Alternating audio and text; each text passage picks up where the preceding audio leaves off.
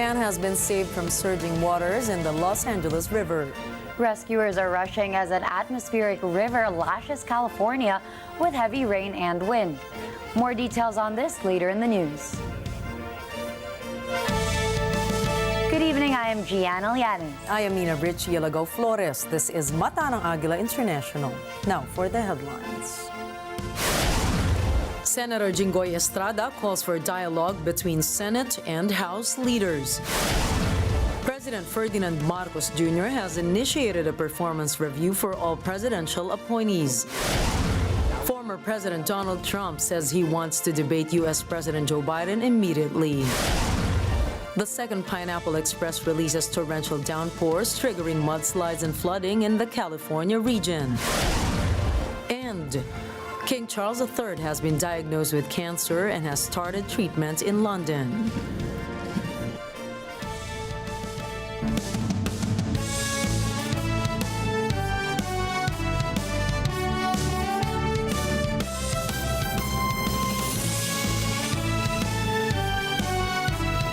Las Vegas, Nevada. España, Paris, France, United Kingdom, Washington, D.C., London, Bureau, Papua New Guinea, in New York, Washington, D.C. Mata ng Agila. Mata ng Agila. For Mata ng Mata ng Agila International. Trusted, connected, on point.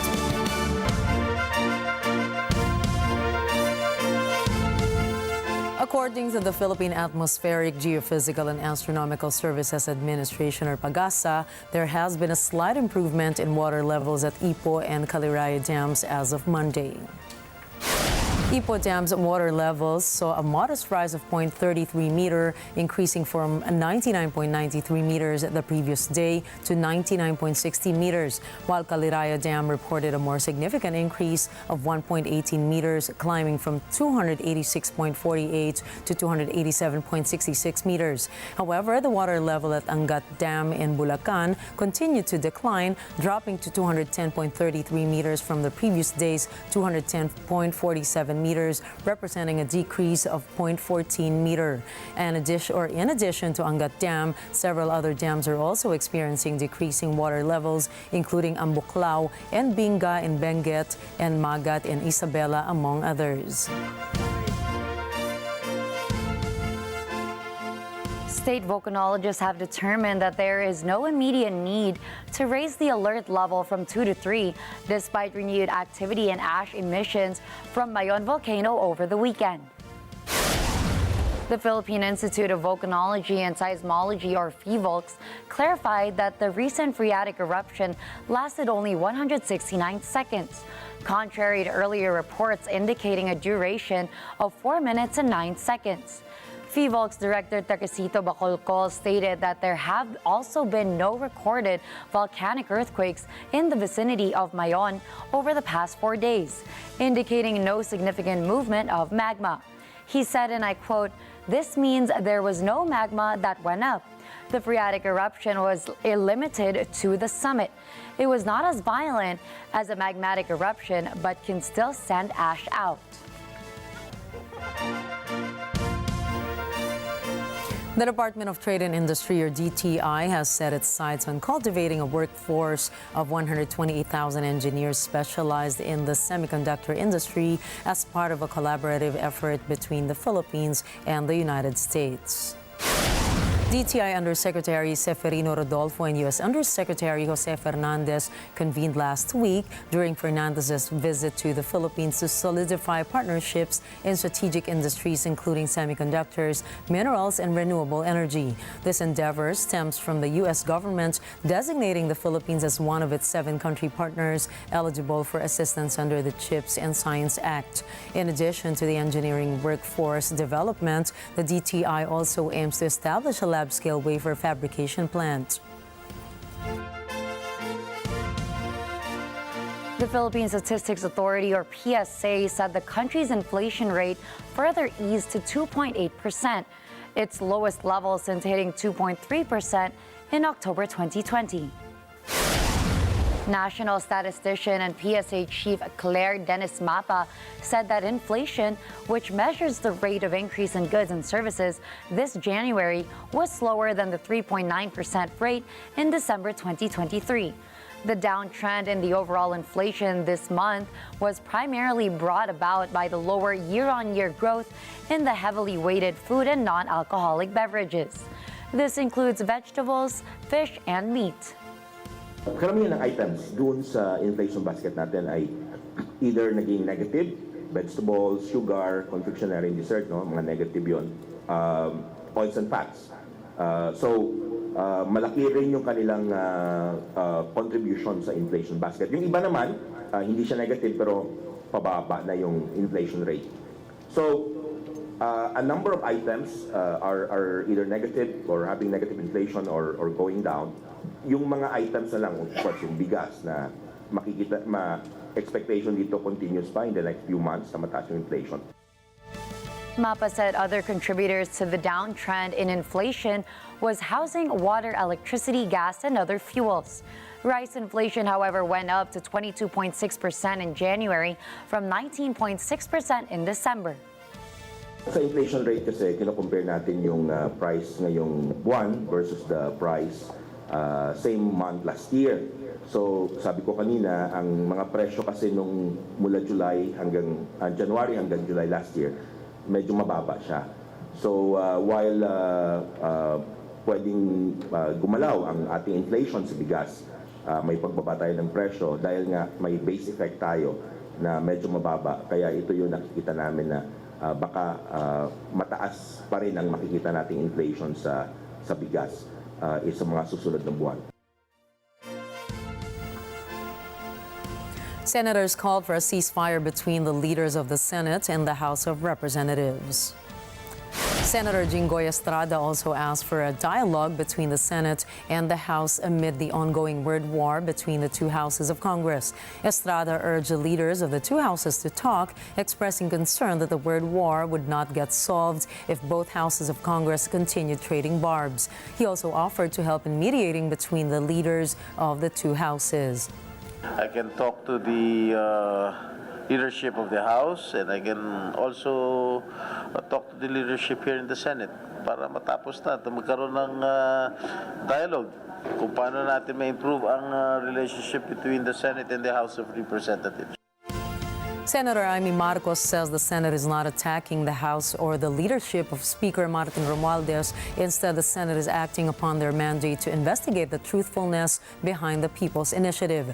Senate President Juan Miguel Zubiri assures the House of Representatives that the Senate is always open to dialogues with them.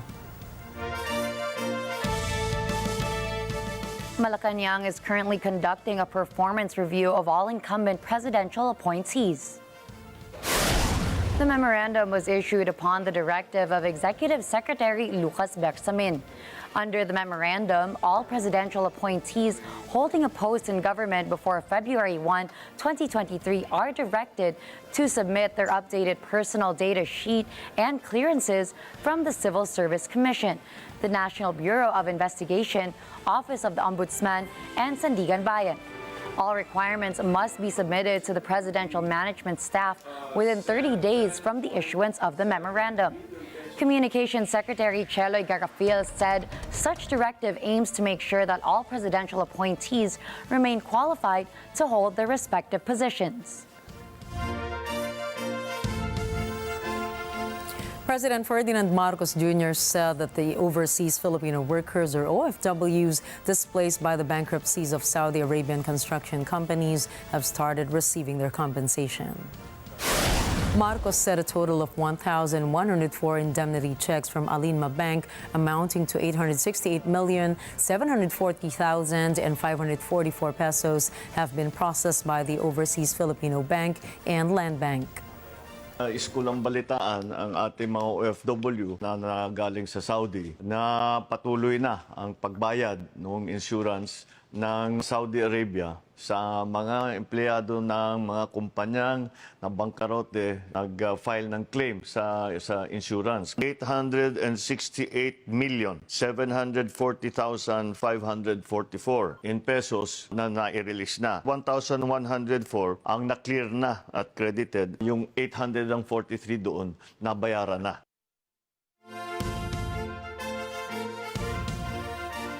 A study reveals that the Philippines ranks first in consuming online video content and watching vloggers and influencers. The Digital 2024 Global Overview report says 97.2% of Filipinos aged 16 to 64 are watching any kind of video each week. The Philippines was followed by Mexico, South Africa, Indonesia, Ghana, and Brazil. The report also says that 50.7% of Filipinos watch vlogs every week, followed by Morocco, India, the United Arab Emirates, and Indonesia. The Philippines, comprising of 43.9% of social media users, also topped the list of those who follow social media influencers, ahead of Nigeria, Brazil, Morocco, and South Africa. The survey for the said study was conducted during the third quarter of 2023.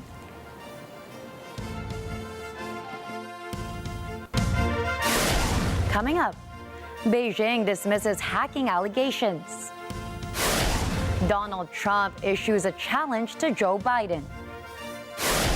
Yemen appoints a new prime minister. Stay tuned, Mata ng Agila International will return for more global news.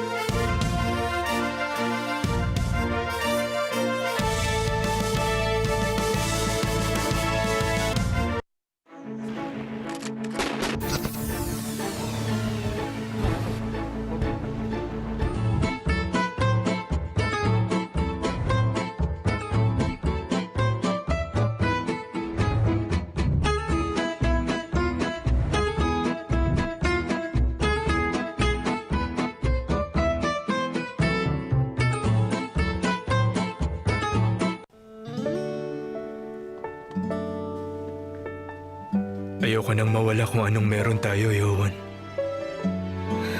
Ito na ang pinakahihintay na moment ni Chondong.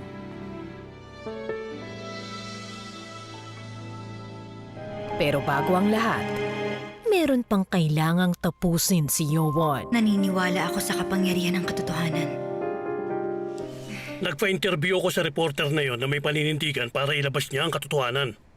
Pero hindi ito nangyari. Kung meron mang bagay na hindi niya nagawang natapos, nakahanda akong gawin yon para sa kanya.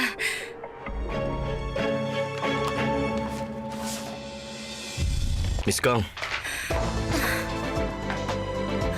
ano naman ang ginagawa mo dito? Director Kim? Unwanted Family, Monday to Friday at 9 p.m. dito lang sa Net 25. Let's get together sa Net 25. This portion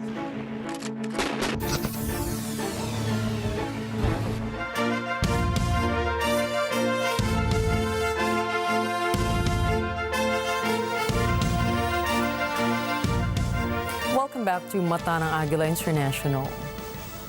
The Embassy of China in the Philippines dismissed as groundless the allegations that Chinese hackers attempted to breach the email systems and websites of several government agencies of the Philippines.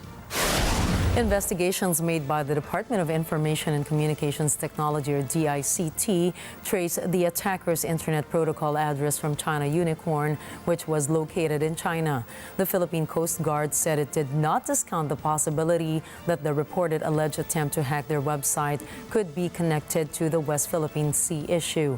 However, China's embassy spokesman refuted the claims of the Philippines, describing them as highly irresponsible. The spokesman said China allows no country or individual to engage in cyber attack and other illegal activities on Chinese soil or using Chinese infrastructure.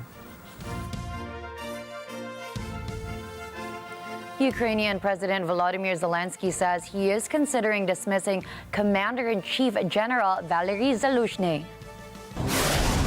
Zelensky explains that Kyiv needs a change of leadership, saying Ukraine needs a new beginning and it is necessary.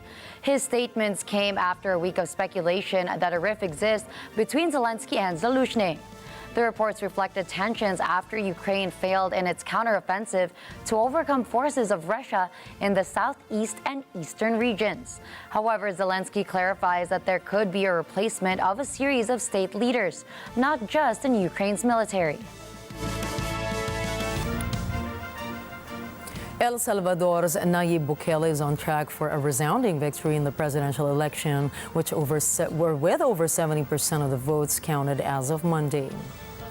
Bukele's political party, Nueva Ideas, has established a significant lead over the opposition, with preliminary results indicating that it has garnered over 1.6 million votes compared to the runner-up FMLN's 139,025 votes. These results align with widespread expectations in a country where the strongman politician enjoys immense popularity, credited to his robust efforts to combat gangs, leading to a substantial reduction in the country's once soaring levels of violence.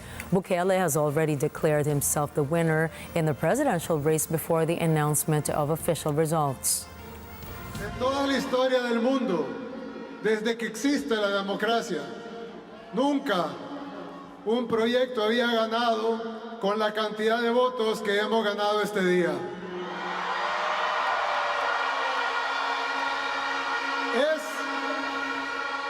Es literalmente el porcentaje más alto de toda la historia.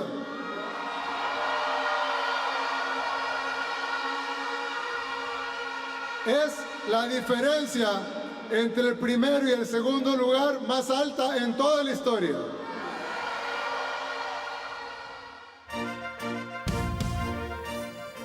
At least 6 Kurdish-led fighters have been killed after a drone attack on the largest U.S. military base in Syria. This marks the second such incident following U.S. strikes against Iran-backed groups in Iraq and Syria over the weekend. The Syrian Democratic Forces accused Iran-backed militias of launching the drone from a nearby area controlled by Syrian government forces. The U.S. military, which maintains approximately 800 troops in Syria to combat the IS group, has yet to report if there were any casualties from their side. Meanwhile, Iran has strongly denounced the U.S. strikes in Iraq, Yemen, and Syria, emphasizing that such actions constitute a blatant violation of the sovereignty of these nations. و در بکارگیری از توانایی‌های خودش برای هر گونه پاسخ پشیمان کننده علیه هر گونه متعدی و متجاوزی ذره‌ای تردید نخواهد کرد. خب این توانایی و اقتدار جمهوری اسلامی ایران رو دیگران قبلا درک کردند و حتما در واقع این رو توجه خواهند کرد. Former U.S. President Donald Trump urges Republicans to reject a bipartisan Senate deal trading tough new border security measures for $60 billion in Ukraine funding and other national security priorities. Ralph Cornell has the details. Running for re-election, former President Donald Trump says the U.S. needs a separate border and immigration bill. Trump says it should not be tied to foreign aid in any way, shape, or form. With the White House race looking to be a rematch of 2020, the Republican former president hammers his Democratic successor over record numbers of undocumented migrants crossing the southern border. Senators unveil one of the harshest immigration bills in a generation. It includes significant restrictions that Biden commits to signing into law. The $118.3 billion package includes $60 billion for Ukraine, $14 billion for Israel, $10 billion in humanitarian aid, nearly $5 billion for Asia-Pacific partners, including Taiwan, and $20 billion in new border funding. The proposed bill is full of concessions that Democrats would have normally strongly opposed. These include the curbing of, first, presidential discretion in allowing in refugees for humanitarian reasons, second, an expedited removal process, and third, a mandate to close the border when apprehensions reach 5,000 daily. None of the priorities Democrats typically push for are included, such as a path to citizenship for the country's estimated 11 million undocumented migrants. but Trump has called repeatedly for the party to kill the legislation. Ralph Cornell from Agila International, trusted, connected, on point. Former United States President Donald Trump says he wants to have a debate with President Joe Biden immediately. Trump, who has refused to have a debate with any of his rivals for the Republican nomination, believes a debate with Biden would benefit the United States. Political analysts say Trump's comments reflect a desire to focus on a likely election matchup with Biden. Trump and Biden debated twice during the 2020 elections. Traditionally, there are 3 presidential debates, but a third debate was canceled after Trump tested positive for COVID-19 and declined to participate in a virtual event.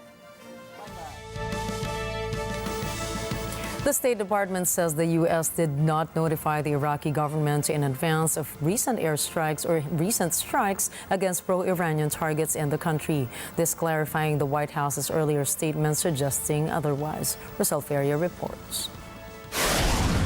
U.S. State Department Deputy Spokesman Vedant Patel says there was not a pre-notification about strikes against pro-Iranian targets in Iraq.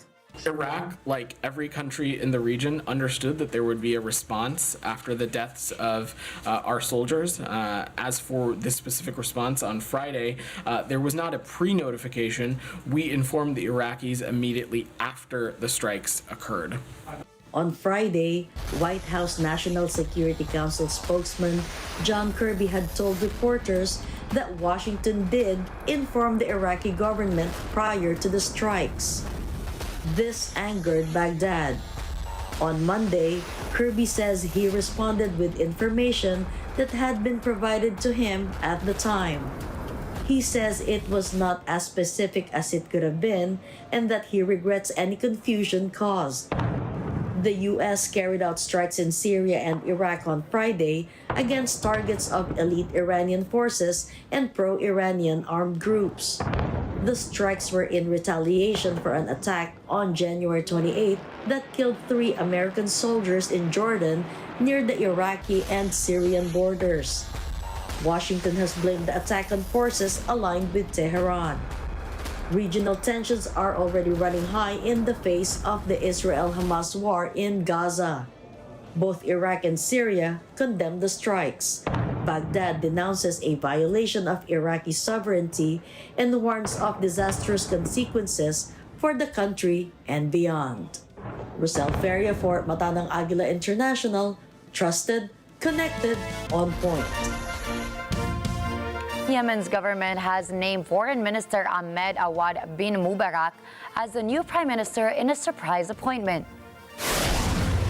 Bin Mubarak replaces Mayin Abdul Malik Saeed at a time of rising tensions in the Middle East's poorest country after a series of Red Sea attacks by Houthi rebels on ships that have prompted retaliatory strikes by the United States and the UK. A decree issued by Yemen's Presidential Leadership Council and carried by the official Saba news agency announced bin Mubarak's appointment as premier and assigned the outgoing prime minister to the post of presidential advisor. No reason was stated for the surprise move. Bin Mubarak, as Yemen's former ambassador to the U.S., was widely seen as a staunch adversary of the Houthi rebels. He came into the spotlight in 2015 when he was kidnapped by the Houthis while he served as Yemen's presidential chief of staff. The seizure of bin Mubarak helped plunge Yemen into a political crisis, resulting in clashes between the Houthis and Hadi's presidential guards. Bin Mubarak was also appointed as the country's envoy to the United Nations in 2018. Meanwhile, United Nations Chief Antonio Guterres announces the creation of an independent panel to assess UNRWA. UNRWA is UN's embattled agency tasked with helping Palestinian refugees. Jeff Sanidad tells us more. UNRWA is under fire over accusations by Israel that 12 of its staff members were involved in the Hamas attack on Israel on October 7. After the accusations were made, Over a dozen countries, including the United States, Germany, Britain, and Sweden, have suspended funding to the agency. The UN says former French Foreign Minister Catherine Colonna will lead the new independent panel. She will work with 3 European research organizations. The UN adds that the goal of the probe is to assess whether the agency is doing everything within its power to ensure neutrality and to respond to allegations of serious breaches when they are made. The panel is expected to submit an interim report to the UN chief Antonio Guterres in late March. A final one is due in late April, with, if necessary, recommendations for improvement and strengthening of the agency's mechanisms. Israeli Foreign Minister Israel Katz congratulates the UN for forming the panel. Katz wrote on X, Israel will submit all evidence highlighting UNRWA's ties to terrorism and its harmful effects on regional stability. He adds it is imperative that the committee brings the truth to light. The new panel, however, is not charged with probing the specific allegations Israel has made against the UNRWA employees it says were involved in the Hamas attack. The probe, instead, is being done internally that the UN itself launched last month after the accusations were first made against them. Jeff Sanidad for Matanang Agila International. Trusted, connected, on point. The United Nations calls on concerned parties to stop further escalation and tension in the Middle East. David Oria has more. A senior United Nations official calls on all parties to prevent a further escalation of tensions in the Middle East. This as a Security Council meeting where China and Russia accuse the U.S. of adding fuel to the fire. UN's Undersecretary General for Political Affairs, Rosemary DiCarlo, presents her plea to the Council. I appeal to the Council to continue to actively engage all concerned parties to prevent further escalation and the worsening of tensions that undermine regional peace and security. Madam President, I reiterate the Secretary General's call on all parties to step back from the brink and to consider the unbearable human and economic cost of a potential regional conflict. Meanwhile, U.S. Deputy Ambassador to the UN Robert Wood says the U.S. precision airstrikes in Iraq and Syria against Iran's Islamic Revolutionary Guard Corps and affiliated militia groups were necessary and proportionate. This, he says, were action taken in exercise of the U.S. inherent right of self-defense. Wood says this is reflected in Article 51 of the UN Charter. Less than a week ago, on January 28, Iran-aligned militia groups in Iraq attacked a Jordanian facility hosting U.S. forces taking part in the fight against ISIS-Daesh. 3 U.S. service members lost their lives that day, and many others were wounded. This loss is devastating. This is unacceptable, and attacks like it cannot continue. Colleagues, Russia called this meeting under the false pretense that the United States has no ground to respond to attacks that have killed U.S. personnel. It bears repeating, therefore, that the actions U.S. forces took on February 2 are necessary and proportionate, consistent with international law, and in exercise of the United States' inherent right to self-defense. On the other hand, Iran's UN ambassador Amir Saeed Iravani says if Iran is threatened, it will respond firmly. I would like to reiterate that if Iran faces any threat, attack, or aggression affecting its security, national interest, or people, it will not hesitate to exercise its inherent rights under international law and the UN Charter to respond firmly. Saeed also says Iran does not wish to add to the conflict spreading across the region. All of the resistance groups in the region are independent, and their decisions and actions are motivated by their legitimate rights under international law that are ending the illegal presence of U.S. in their territories, stopping the genocide in Gaza, and ending the occupation of Palestinian territories. Therefore, any attempt to attribute these actions to Iran or its armed forces is misleading, baseless, and unacceptable. Iran never seek to contribute to the spillover in the region. David Oria from Matanang Agila International. Trusted, connected, on point. Israel's defense minister warns Hamas in a televised briefing that they only have two options, surrender or die. Carlo Valdez reports. Israel presses further south towards the densely crowded border city of Rafah. It warns that its ground forces could advance on Rafah as part of the campaign to eradicate Hamas. Israel Defense Minister Yoav Gallant gives Hamas two choices, surrender or die. Gallant says there is no third option. He says 18 Hamas battalions have been disbanded and are no longer functioning as a fighting military framework.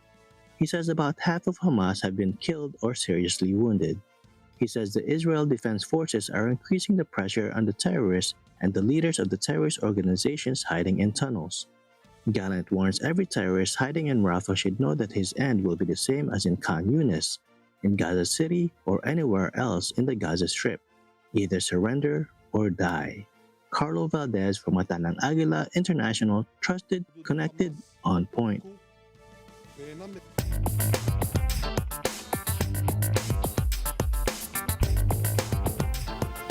In San Francisco, social media company Snap says it is letting go of about 10% of its staff. The company that runs the youth-focused Snapchat platform joins a wave of job cuts in the tech sector. EJ Gonzalez has the details. A day before it was due to announce its latest quarterly earnings, Snap says it will be letting go of approximately 10% of its global staff. A staff spokesperson says the company is reorganizing its team to reduce hierarchy and promote in-person collaboration. The company, which had 5,300 employees at the start of November last year, says it supports its departing team members and says it is very grateful for their hard work and many contributions to Snap. In 2022, Snap had cut 20% of its staff. The company has been at pains to compete for ad revenue against Meta's Instagram, Google-owned YouTube, and TikTok. In 2011, Snapchat became a hit, particularly with young smartphone users. The app lets people share moments in the form of photos or videos and messages that self-destruct after being viewed.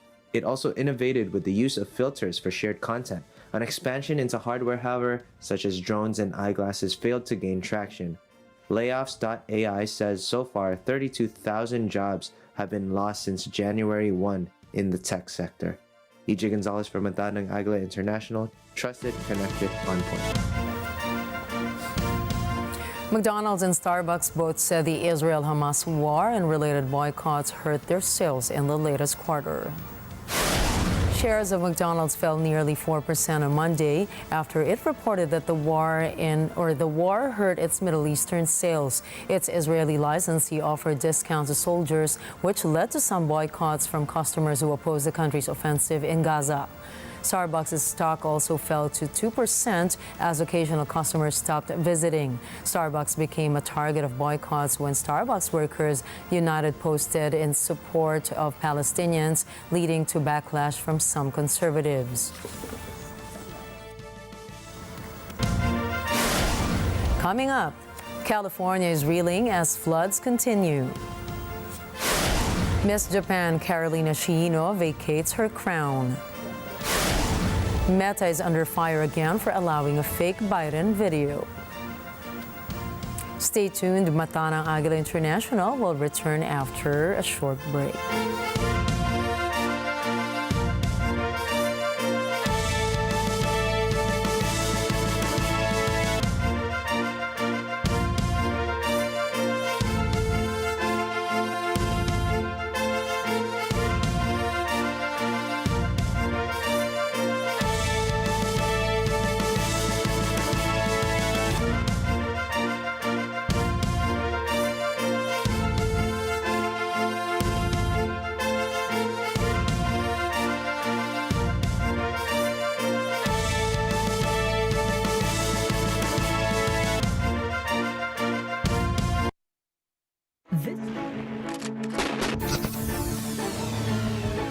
Makaka-relate kay you. Menopause. Yes. Meron ka bang nararamdaman ng mga signs ng menopause? Menopause really happens. In my case, I had a condition called endometriosis.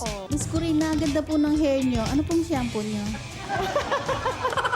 Mapa-senior man kayo. My apos are here. They're here with me and they give me such joy. And so, kung hindi ako magtatrabaho, how could I spoil them? O Gen Z? Nar is actually an accent from Australia. So like when you say no, you don't say no. They say nar. Bida kayo dito. Sumay!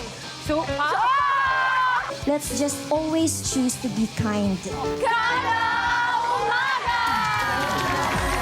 Kaya ugaliin ang tumutok kung saan masaya at maganda ang simula ng araw. 10 a.m. to 12, Lunes hanggang Biyernes, kada umaga.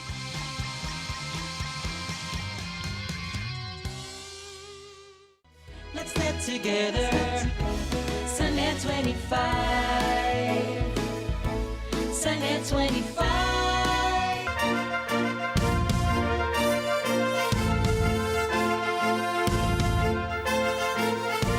At least 3 individuals have lost their lives due to falling trees as a devastating storm lashes California with flooding, mudslides, and widespread power outages. Over 130 flooding incidents and several rescue efforts have been reported by fire officials since the onset of the storm. Fierce winds reaching speeds of up to 112 kilometers per hour have triggered power cuts and knocked down trees. Authorities have confirmed the deaths of 3 men due to such tree falls, including one in Sacramento Valley and one struck by a tree that crashed onto a residence in Santa Cruz County. An elderly man in Yuba City also lost his life when a towering redwood tree fell in his backyard. Forecasters are warning that heavy rainfall will persist into Tuesday, posing a grave risk of life-threatening flash floods. Thousands of grieving protesters in the early hours of Tuesday morning gathered in the public squares of the city of Antakya to mark the first anniversary of the deadly earthquake that shook 11 provinces of Turkey, claiming the lives of over 50,000 people. The protesters swarmed the streets of Antakya at around 4 a.m., the exact hour the quake shook the city and destroyed thousands of buildings in a matter of moments. The protesters marched while holding signs reading "No forgetting, no forgiving," and chanting "We will not forgive, we will not forget." On February 6, 2023, a massive 7.8 magnitude earthquake struck Turkey and Syria and was followed by a 7.5 magnitude aftershock hours later. 53,537 people lost their lives and more than 110,000 others were injured in the tremor across 11 provinces. Earthquake survivors continue their lives in tents provided by the Turkish government and the Turkish Red Crescent, while President Recep Tayyip Erdogan promised to construct nearly 200,000 permanent houses in the 11 quake-stricken provinces within a year to compensate the victims who had been left homeless by the disaster. Turkey branded the earthquake as the disaster of the century. Farmers from Italy are protesting about red tape and cheap imports from outside the EU head towards Rome in convoys of tractors. Some of the protesters led a cow through the streets of Milan, carrying handwritten signs with slogans saying, "No farmer, no food."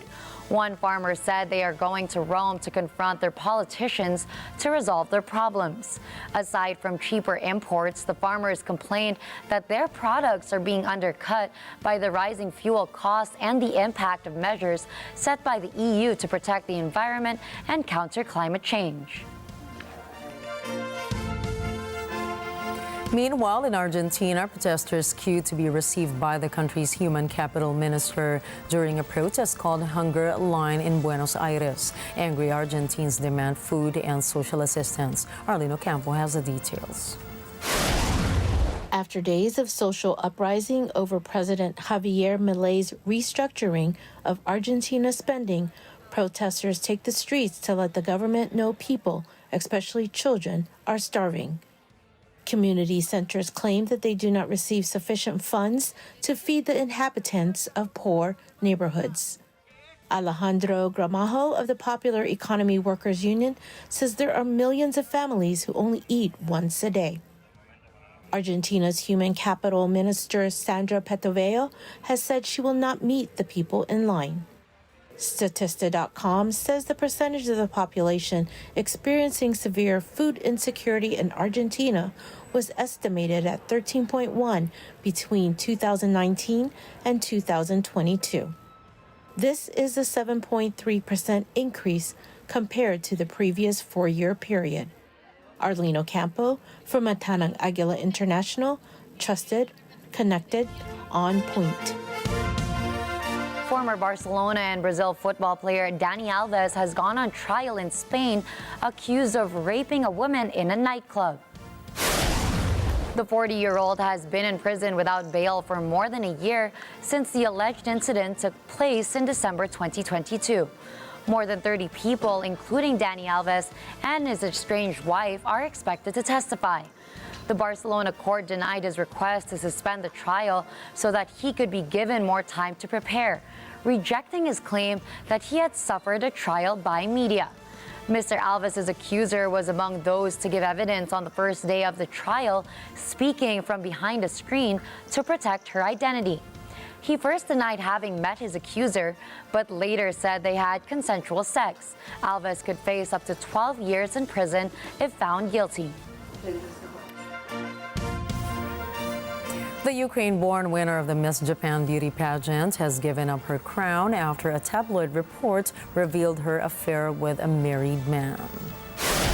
Carolina Shino was crowned Miss Japan 2 weeks ago, but her win sparked public debate due to her heritage. While some welcomed the naturalized citizen's crowning, others said she didn't represent traditional Japanese beauty ideals. Amid the outrage, a local magazine published an expose alleging an affair that she had with a married man. The article in the Shukan Bunshun reported that Ms. Shino had engaged in a relationship with a married influencer and doctor. The man has not provided any public comment. In its initial response to the report last week, the pageant organizers defended Ms. Shino, saying she had not known the man was married. However, organizers quickly pivoted when she had confessed to knowing about the man's marriage and family. She had apologized for being misleading, and organizers had accepted her title resignation.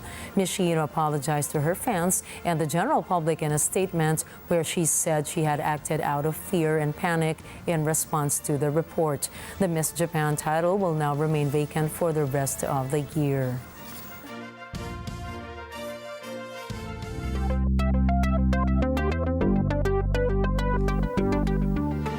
Microsoft is set to unveil exciting plans to expand the reach of its gaming titles beyond the Xbox platform. Leaks and rumors have been circulating about Microsoft's multi-platform strategy, including the recent buzz about the potential release of the Indiana Jones game on PS5. Among the highlights is the possibility of bringing popular exclusives like Hi-Fi Rush to PS5 and Nintendo Switch consoles. Now the anticipation is building as Microsoft gears up to reveal its future plans for Xbox. In a statement, Microsoft Gaming CEO Phil Spencer specifically said, "We're listening and we hear you. We've been planning a business update event for next week, where we look forward to sharing more details with you about our vision for the future of Xbox." As the November presidential elections in the United States near, an oversight body said Meta's policy on deepfake content is in urgent need of updating. The announcement came after a fake video of U.S. President Joe Biden voting with his adult granddaughter appeared to show that Biden was inappropriately touching his granddaughter. The tech giant's oversight board said Meta was technically correct to leave the video online, but it also insisted that the company's rules on manipulated content were no longer fit for purpose. In response, Meta said it was reviewing the oversight board's guidance and will respond publicly to their recommendations within 60 days. Coming up, King Charles has begun treatment after his cancer diagnosis. Lionel Messi is expected to take the pitch in Tokyo. And Saltburn star Jacob Elordi's name pops up in an assault case. Stay tuned. Mata ng Agila International will return for more global news.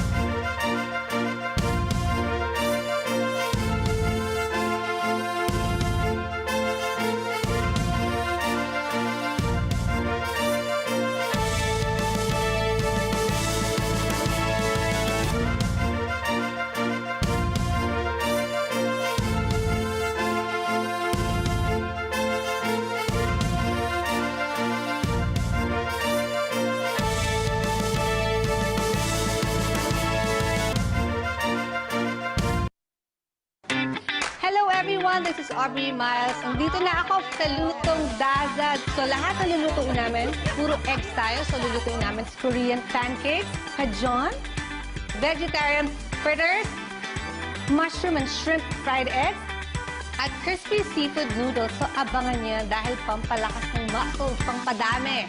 Every Saturday, 11 a.m. So see you guys!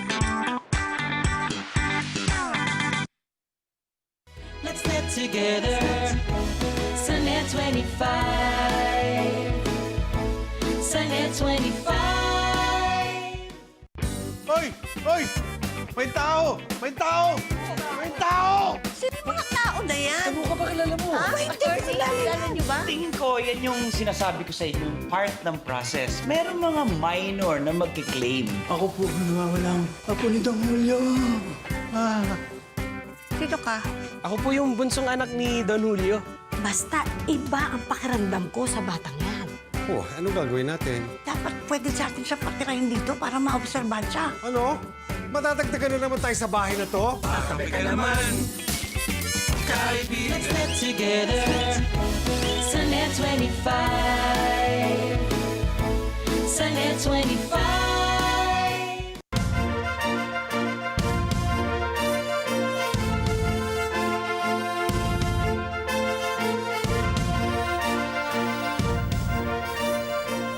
Buckingham Palace announced that King Charles has been diagnosed with cancer. For more details, here's Love Ann Season from England. King Charles has been diagnosed with cancer and was advised by his doctors to step back from public duties to minimize in-person contact. Buckingham Palace said in a statement that subsequent diagnostic tests have identified a form of cancer during the King's recent surgery for benign prostate enlargement. King Charles has now started a schedule of regular treatments. But the palace said the king will continue to undertake state business and official paperwork as usual. King Charles has chosen to share his diagnosis, according to Buckingham Palace, to prevent speculation and to assist public understanding for those who are affected by cancer. Buckingham Palace did not disclose what stage or what type of cancer was found. British Prime Minister Rishi Sunak wished King Charles speedy recovery, saying he has no doubt that the king will return to full strength in no time. United States President Joe Biden expressed concern about King Charles's health, telling the press that he will talk to the king. Former United States President Donald Trump called King Charles a wonderful man and wished the king a fast and full recovery. Londoners also react to the news of King Charles's cancer diagnosis. Some say they feel sorry for King Charles as he has waited many years to be the head of the British monarchy. It's never nice to hear anyone's been diagnosed with cancer. I kind of feel bad for him. He waited all these years to be king. Just found out, so it's quite devastating actually. Yeah, I didn't know about that. It's sad to hear. He's had to hear. I hope he's.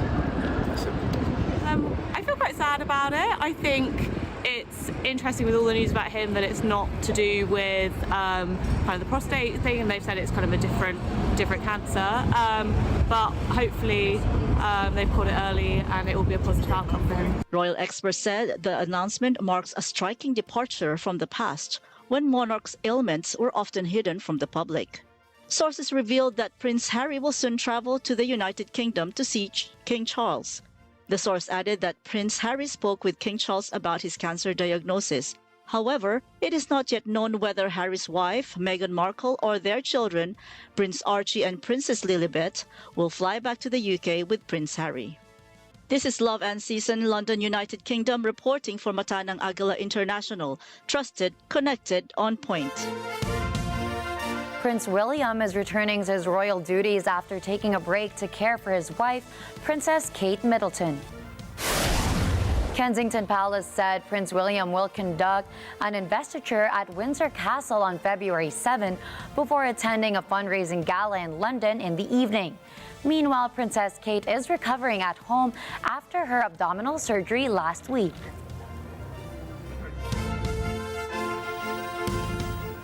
A 102-year-old former RAF man who took to the sky in a Spitfire described the experience being back behind the controls as absolutely delightful.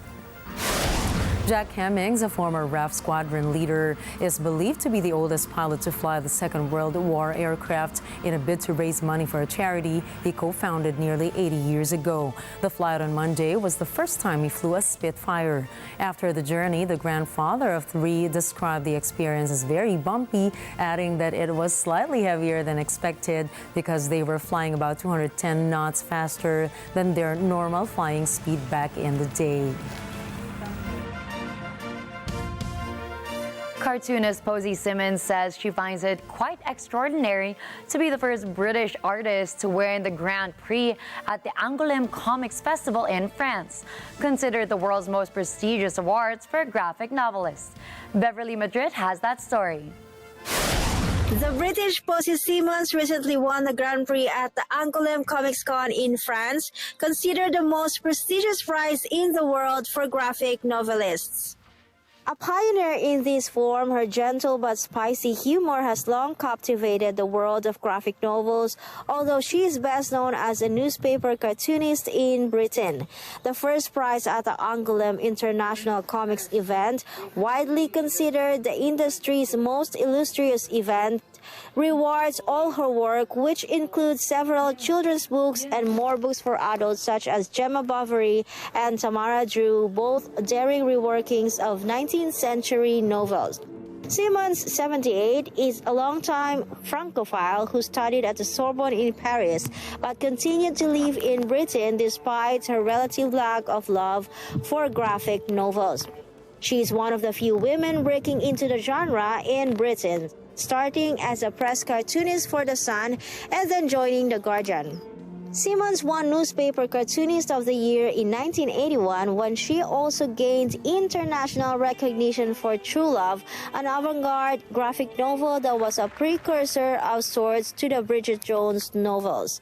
Simmons, whose real name is Rosemary Elizabeth, grew up surrounded by books in the English countryside. In Britain, critics often treat her as a literary novelist, despite her protest that graphic novels are a distinct art form. In France, one of the most comics-consuming countries in the world, she is a longtime star and chaired the jury at the Angoulême Convention in 2017. This is Beverly Madrid, UK Bureau for Mata ng Agila International. Trusted, connected, on point.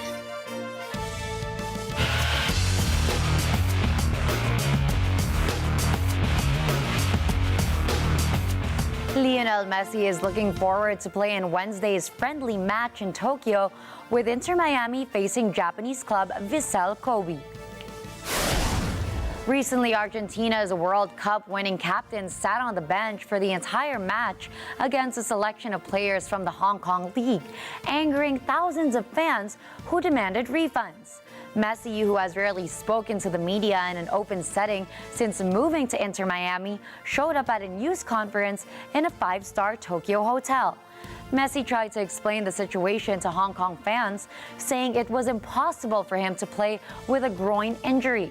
Some suggested he could have simply trotted around for a few minutes, which might have satisfied fans in a game that is largely meaningless except for its promotional value.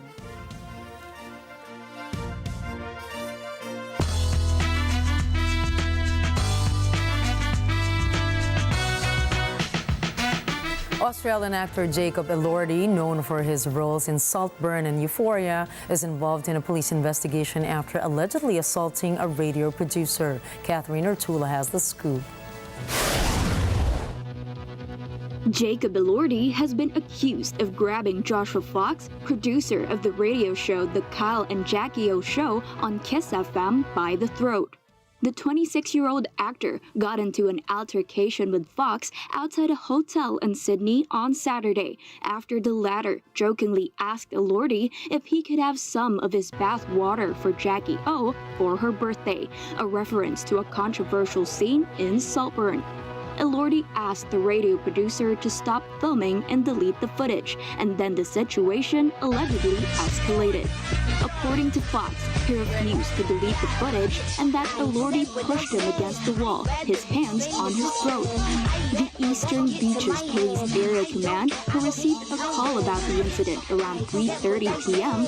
on Saturday, February 3rd, said that Fox did not sustain any injuries. Elordi is also known for his role as Elvis Presley in Sofia Coppola's Priscilla. He is nominated for supporting actor for Saltburn at the BAFTA Film Awards, and he has upcoming projects that include Guillermo del Toro's Dr. Frankenstein, in which he'll be playing the monster. Catherine Artula for Mata ng Agila International, trusted, connected, on point.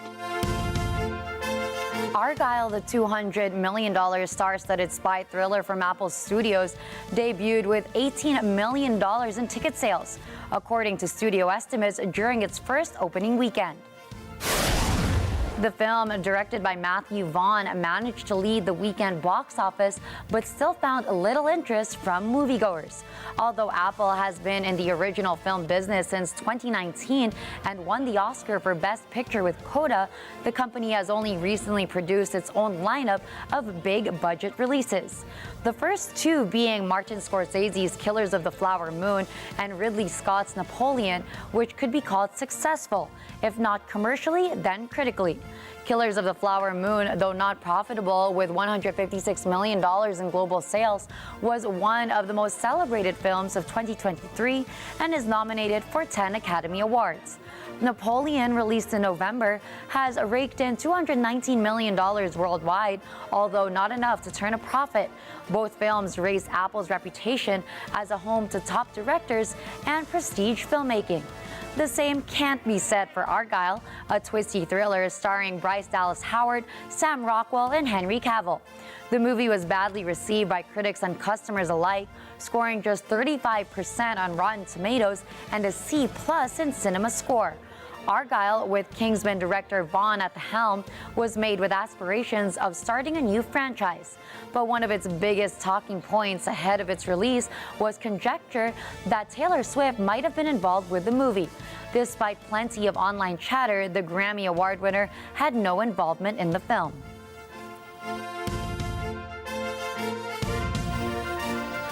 Nah, I'm still gonna see it. That's exactly what I was thinking. And to send you up tonight, here's a quote from American ad executive Leo Burnett. Curiosity about life in all of its aspects, I think, is still the secret of great creative people.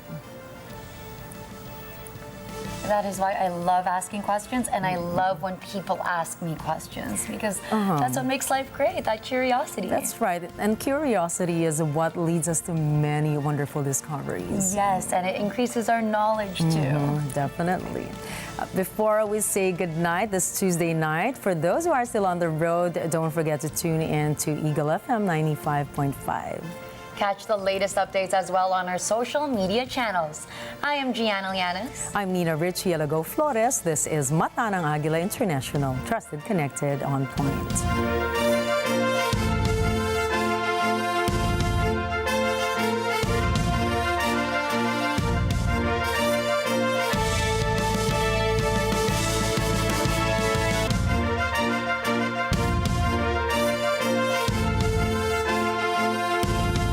Thank you